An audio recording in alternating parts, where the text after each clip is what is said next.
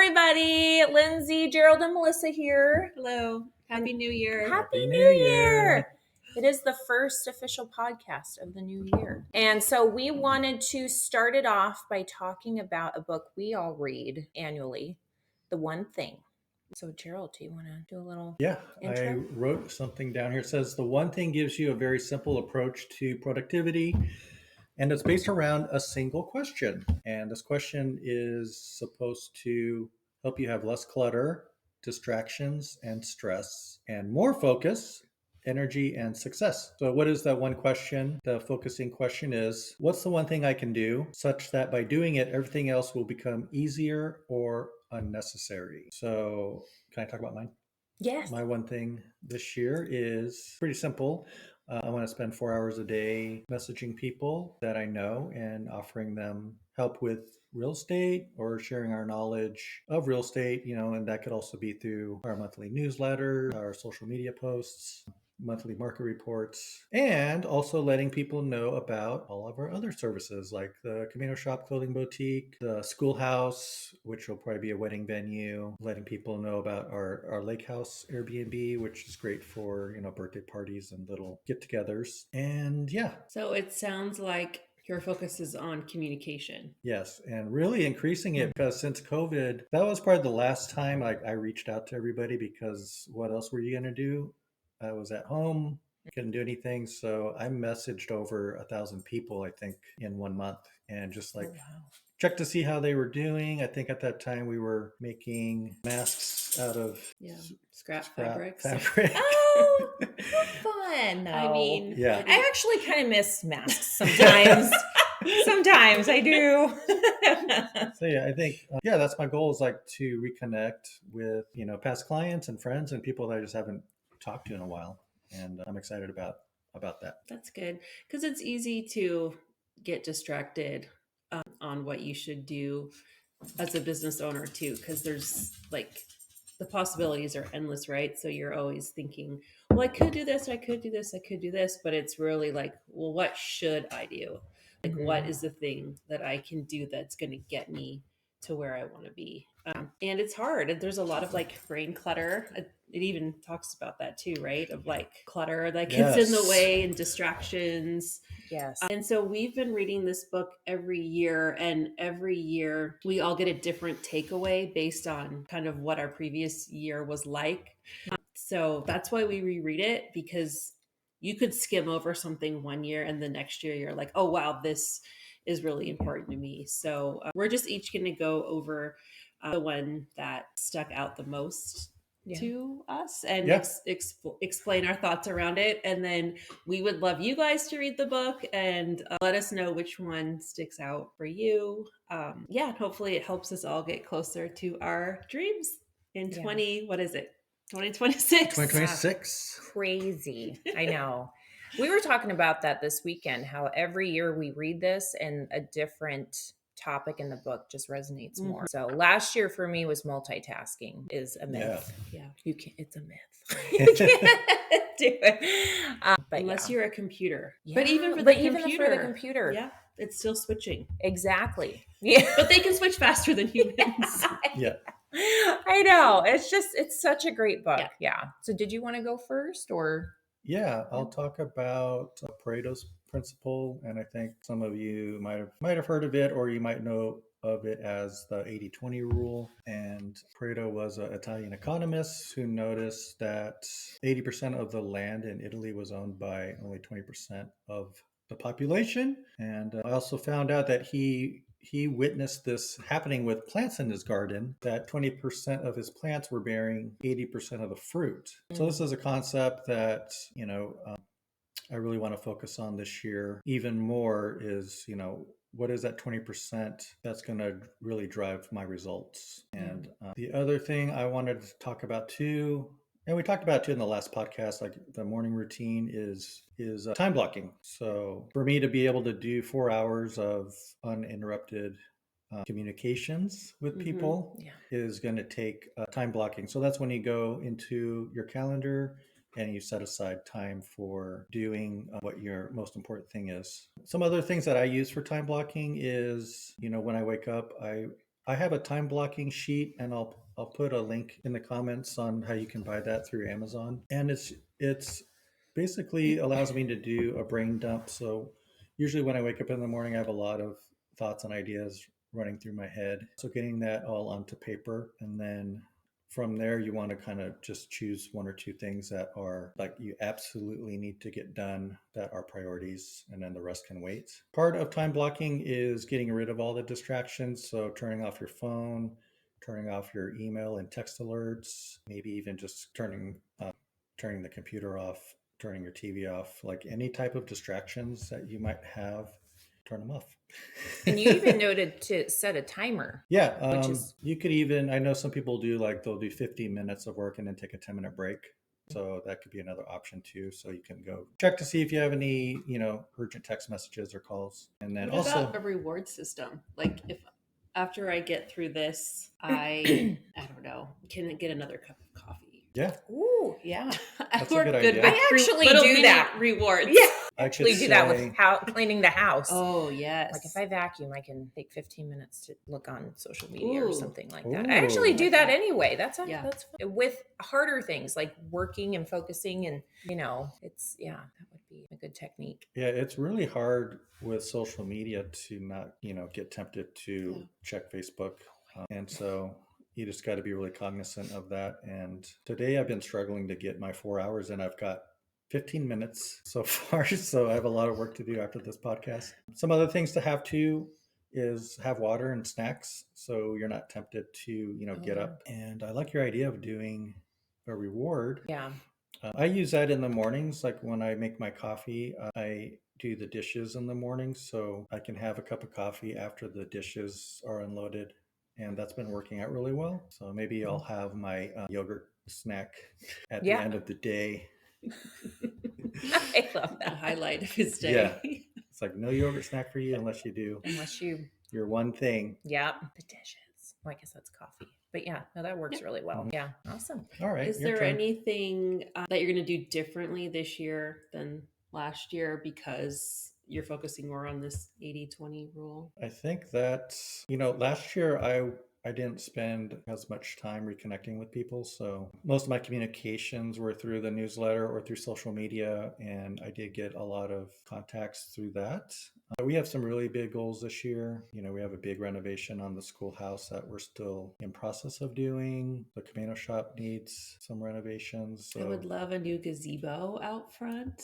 I mean, there's like some projects would be great, but we have to be able to fund these things, and that motivates us to do the 4-hour time block and all the things that we need to do. Yeah, there were a couple of vacations that we did not get to take last year because we had, bought the schoolhouse, and that basically took all of our funds. So it'd be nice to get those on the calendar. Have us all go to Alaska. The Alaska cruise looks like fun. That was a common theme on our dream board parties. Yeah. If you've ever been, I've heard nothing but good things. We're excited. So if you see us on our cruise, come say hi. We did good. We did good. We did good time blocking. Okay. Are you ready to move on to the next? Okay. So the one that stood out for me this year is doing less things with more effect instead of more things with side effects. And I've never really thought about this sentence before. When I read it this year, I was like, what? I have to write that down. I have to write that down right now. That's so good. Yeah. And it almost felt like I had never read this sentence before. So I think sometimes you think, well, if I'm just focusing on one thing, I'm not doing enough. Right? Or it feels like you're maybe slacking, especially someone like me who likes to do a lot of things and likes to follow opportunities. But just thinking about, well, if I do take on too many things, what are those side effects going to be that are going to slow me down or distract me from what I need to be doing? So I'd say like one thing that I'm doing differently this year than last year is sticking to my calendar. So really, like for the Camino shop, having everything work around a seasonal launch. And so basically I have a process that I repeat 4 times a year. And so anything that I want to do, I need to loop it into that process instead of having like all these one-off projects. Yeah. Which is really exciting because this year I connected with a lot of vendors, and through the loft, met a lot of artists, and definitely had a great year of meeting new people and getting to learn about other people's businesses. So now that I'm focusing on these seasonal launches, maybe we could do a pop-up where we have a vendor, or, and so I'm doing vendor projects, but they're working into my system versus as adding something. Yeah, right. Or maybe scrambling to get something together. It's more, And then I'll be able to promote it, to promote an event early enough and just make all the things worthwhile that I'm doing instead of like scrambling. And then maybe it's not successful because we weren't able to get traffic there because they didn't know about it. And so I'm just going to read the line one more time. If you wanted to write it down, it's doing less things with more effect instead of more things with side effects. And I read this book on Reddit, on Audible, on my walks. Every time a saying like that would pop up, I'm like, okay, hold on. I got to put in my notes app because there's a lot of cool sayings. Is there a way to screenshot in Audible? I'm always like screenshot, but there's no words. I don't think there's a way. I'm like, rewind to like captions or like to have it read it back. That's the one thing that would be nice. The one thing to like highlight in a physical. Yeah. All right. So for me, and I actually made a post about it, is the 4 Thieves of Productivity, which the two of you've mentioned actually throughout like your one thing and what topic that actually resonated with you. So these are 4 good ones, and I'm sure everyone that's listening has dealt with these things. The inability to say no, that's super hard because you just want to do all the things. Like Melissa was saying, she wants to do, and it's just like, okay, hold on, I need to focus, because saying yes to everything says no to your one thing. So that's a good one. The next one is fear of chaos. So this one's really hard because like Gerald was saying, you have to ignore your email, like the time blocking thing, right? So you have to ignore your email or your text messages and that sort of thing in order to focus on your one thing. So focusing on one thing means other things won't get equal attention. So, and that can feel uncomfortable. Something that I can resonate, I can deal or relate to. There will be unanswered emails, unfinished tasks, moments of imbalance. And that was another good topic in the book too. There's so many good topics. Productivity isn't about keeping everything perfect. It's about accepting temporary chaos in service of long-term success. So chaos isn't failure. It just shows that you're working on something. That's your evidence of focus. That's funny. Like every year I clean out so I have a to-do list that I made in Google Docs. And, every year I start fresh. But I clean it out at the end of the year, and it's usually like 10 pages long of stuff that I just didn't get to because it wasn't a priority. And that is very chaotic. But that's what you have to do, if you're going to achieve success and do your one thing, because there's just not enough time in the day to do every single little thing. And not every single thing is of the same importance, right? So you got to be okay with letting some of those to-dos fall by the wayside, right? Yes. One thing that I did recently is our Camino Shop email. It's like the email that's kind of like our admin email. We put an out of office reply on it saying we're going to answer you by Thursday every week. Once a week, we do a once a week email response. So people know if we don't get back to them right away, it's not because we don't want to, it's just we're not responding until the next week. And none of those emails are urgent. I mean, we do kind of skim it, but in general, none of the things that we're communicating on that email are urgent. They're important, but they're not urgent. So just knowing that I don't have to check that email, or like Mallory, who helps me with that, doesn't have to check it, every day. And then we can go through the emails, talk about them every Thursday. So that is a thing where that would be scary for people to have unanswered emails. Right. Yeah. But just setting that expectation for people and, it just kind of helps you like not stress about it. No, that's good. That's smart. I'm sure other businesses or entrepreneurs that are listening that might be a takeaway too. Well, sometimes I'll like text someone and then they'll answer me like 20 minutes later and they're apologizing. Oh, I'm sorry I couldn't answer you earlier. Yeah. I was driving. And I'm like, you do not have to answer me. Like, do you know what I mean? Like, Yeah. I never expect an instant response. Yeah. Maybe that's you. Sorry, that's true. Sorry, I was driving. See, no, that would be me. I don't I'm think so most sorry. people do expect like an instant. Yeah, Maybe no. like there are key people in your life that you should. Yeah. You know. Yeah. But if it's like an urgent emergency or something like that. But yeah, I mean, it's nice that you don't have your phone with you all the time. Yeah. That's good. Exactly. Okay. The next one is poor health habits. So of course you want to take care of your body and your mind. So your mind can't outperform your body. Lack of sleep, poor nutrition, chronic stress, that can quietly steal your clarity, patience, and momentum. When your energy is low, everything else feels harder. Health isn't a nice to have thing. You want to make sure that that's your foundation. So self-care is not a break from productivity. It's part of it. So make sure that's part of your routine. So what do you do for your... It is so important to have a really good energy plan. Oh yeah. And some that comes with good nutrition, working out or going for a walk, and then also having good like emotional energy too, like hugging people that you like. And yeah, I think it's a combination of all of those things which leads to really good energy level, because you're not going to be able to do that one thing without energy. So yeah, you just feel tired and just like defeated, not really defeated, but you know what I mean. Where you're just like, I can't do it all. Well, we started working out with a trainer last year, twice a week. And for some people that might not seem like a lot, but for us it's a lot because it's just squeezing that into your calendar, right? And sometimes I'm like, oh, well, I don't want to do it because then I don't shower until later in the day. Like there's all the things. Oh yeah. Or when I wash my hair. And, like these things.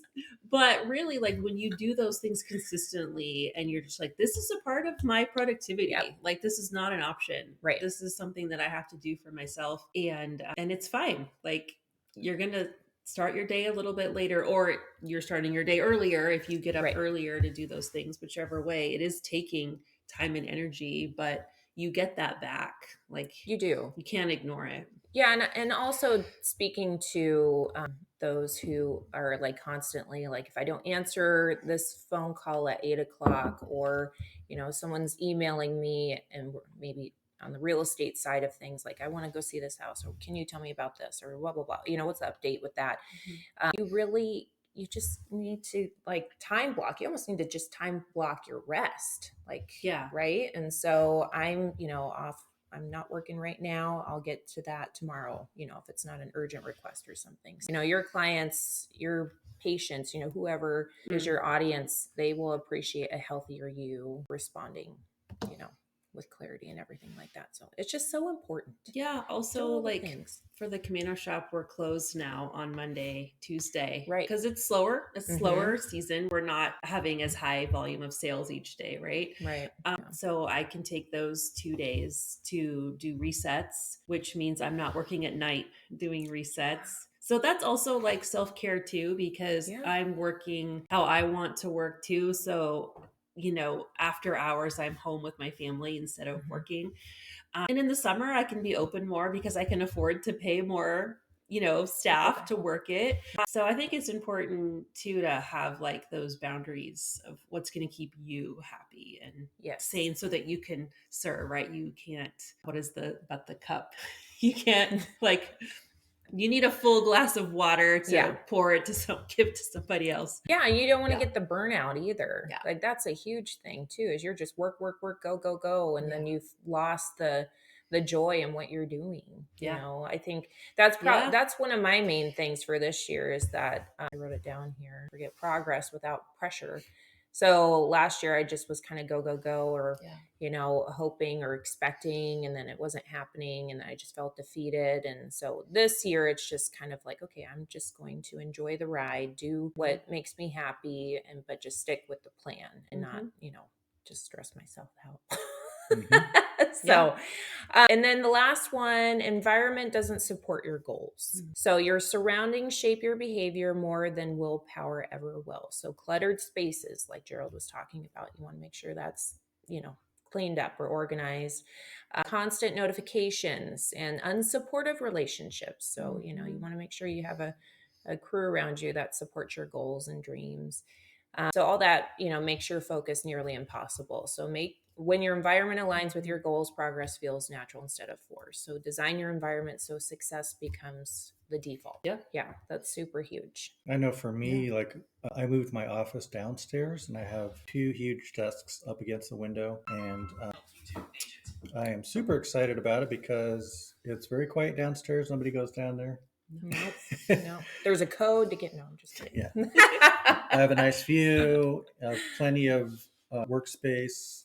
I've got all of my stuff down there, all my papers. So I've got a big calendar on the wall with everything I want to do this year on it. And yeah, it's a great environment. And during the day, like no one's here at the house. So there should be no excuse, right? Right. It's tougher, I think, if you're going into an office, right? Yes. Yeah, I remember when I worked in an office. Cube life is tough. It is really hard. It is very hard. You got to have a pair of headphones on the whole time because people will come up to you and just ask you questions. Or, if you go to the break room, you're going to be talking about how your weekend was. And yeah, I'm having flashbacks of when I was in banking and I had my own office with a door and people would still walk in. But then I would. Do you have an appointment? Yeah. And back then I was, well, even now I'm like, yeah, sure, come on in. Yeah. I would never say no to anyone coming in, but like you could easily, be talking with them for an hour and then you're like, oh my gosh, in an hour I could have gotten so much done. So it's hard. And all the shifting gears. Each time. Yeah. And it's one of mine from last year was the multitasking thing, which is impossible to do. And that's because you think you're doing all the things, but when you start a new thing, you have to basically just recharge and then like regroup, and that wastes time and energy. So I love how growing up they were like multitasking is like we used to think it was the perk. It's the goal. Yeah. Yes, you should do three things at once. You could get it all done. It's like, no.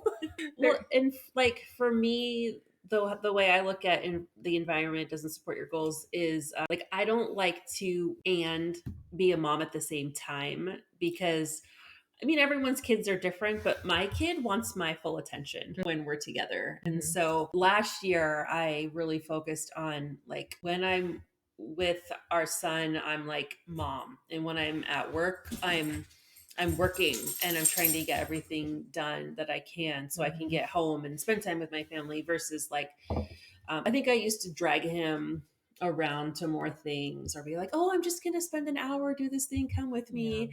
Yeah. And it never works out. Like I've tried taking him to the loft for like a 10-minute meeting I had with someone and it's just not, I get it. Sometimes you're in a pinch and you do what you have to do, but you're never going to have the best like time block when you're focusing on two things. And it's not always, fair to him either. I think when he was littler, it was easier. Sure. Or he would we could drive somewhere and he could nap in the car, but as they get older, this is different. Yeah. They talked about that actually in the book where that one example of he promised his grandson or granddaughter that they would play. And so he woke up early enough to have his coffee and the kid was really excited. Yeah. So it's interesting how that is. But yeah, he addressed it in there too. So love it. Well, that's all of mine. Yeah, that's a lot, even though that's just 3 things. So there is so much more in the book. So much. But we only have a half an hour. Yeah, it's really interesting because like Lindsay said, every time you read it, you come away with something different. And it just really depends on kind of where you are in your life and your at work. And that's why we read it every year. So you get something new out of it. And it's pretty fast. Oh, yeah. If you use the actual book, there's a lot of charts and things in there too that are nice to look at. Or Audible is great too if you want to get through it even faster. We do have some at the Camino shop if you want to check it out. And let us know if you read it and if you're in book club. What your ahas are. We'll talk to you about it at the end of the month. Yes. Yeah. What are your takeaways from the book? Let us know in the comment. Awesome. Well, I think that's it. Yeah. We'll see you next time. See you next time. Happy New Year again. Happy New Year. Bye. Bye. Bye.